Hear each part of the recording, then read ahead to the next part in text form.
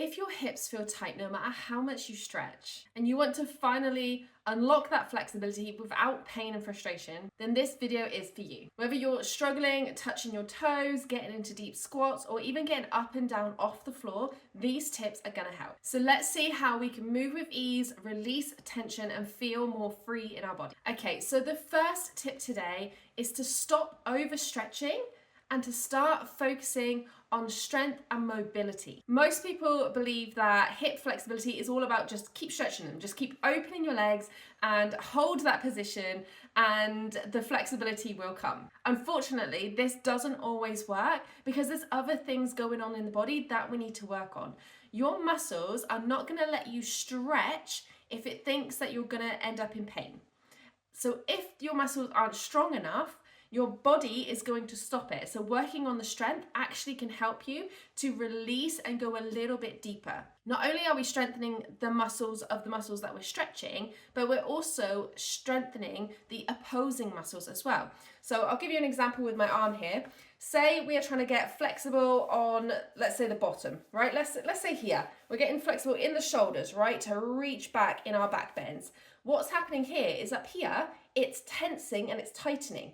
So if this isn't strong enough to strengthen and to hold that stretch there, you're not going to be able to hold the stretch as long and you're not going to be able to go as deep.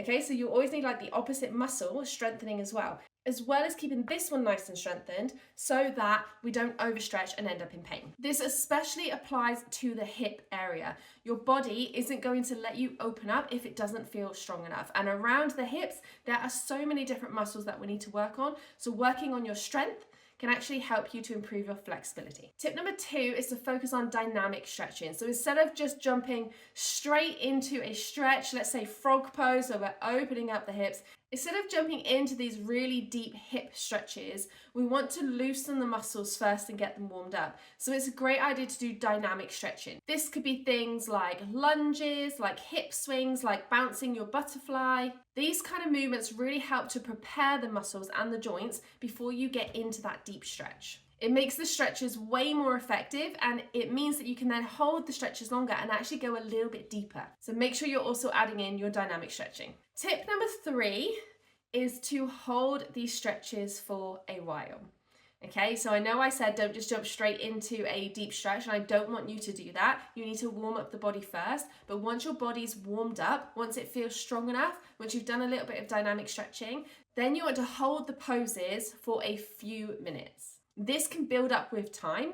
I always like to start with around 2 minutes and then kind of work it up to 5 minutes. So this is a little bit like yin yoga, where we come into the pose, we find that edge point, that slight stretch, and we hold it and completely relax into it. We take really slow, deep breaths to completely release the body. We're releasing any tension out of the body and just completely melting into the pose. The more you do this, the longer you can start building it up or the deeper you can go. In yin yoga, we're always focusing on our breath and on our body.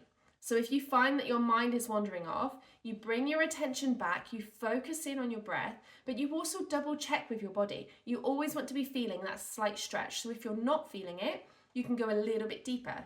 If it feels too much, and so much so that you're struggling with your breath, then you know that you need to come out of it slightly. So this is where it's going to vary person to person, because every single person is going to feel this in a different place, and they're going to need a different kind of ability or deepness to feel it for themselves. So what this also does is it will calm your nervous system, getting your whole body to relax and helping those muscles to release, meaning that they might stretch a little bit further than they would in a general yoga class, like a vinyasa class or something like that. It's a really great way to relieve tightness without being forceful. And the 4th tip is to be consistent. You cannot stretch for a week, then have 2 weeks off and expect to still gain flexibility. Your body isn't going to work like that. Your body is going to start to tighten again over those 2 weeks, right? So consistency is key, but you don't have to spend an hour every day stretching, okay? These can be short 5-minute practices that if you're repeating daily, you're gonna see huge results. So instead of long, painful sessions that are really hard to stick to,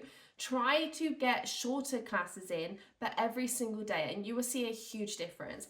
If you're struggling with your hamstrings, for example, I've got actually a 5-day challenge that you can grab right now. The link is in the description below, which is short classes on lengthening the hamstrings, just to prove that it doesn't have to take too long. You just have to stay consistent with it. So if you haven't grabbed that challenge yet, go and grab it now and make sure that you start using these tips in your practice. I promise that you will feel a difference just within a few days. If you do a little bit of dynamic stretching, if you add the strength in there, then hold the pose and do this every single day. You will feel a huge difference. And if you're ready to go a little bit deeper, I've got an amazing class for your hips and your hamstrings that's on the screen right now. So go and practice that and I will see you there.